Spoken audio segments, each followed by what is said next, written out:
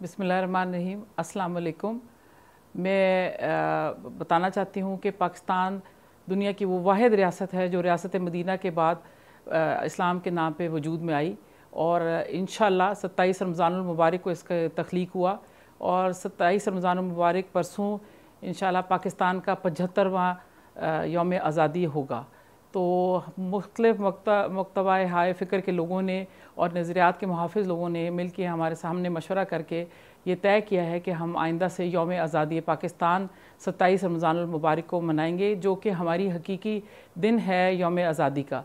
और मैं आप सब लोगों से इल्तमास करती हूँ कि आप हमारे इस्लामाबाद नेशनल प्रेस क्लब के बाहर आके पाकिस्तान के झंडे लेकर आइए और हमारे साथ यौम आज़ादी मनाइए। 4 बजे से लेके 6 बजे शाम तक ये तारीख़ बनेगी 27 रमज़ान के दिन की।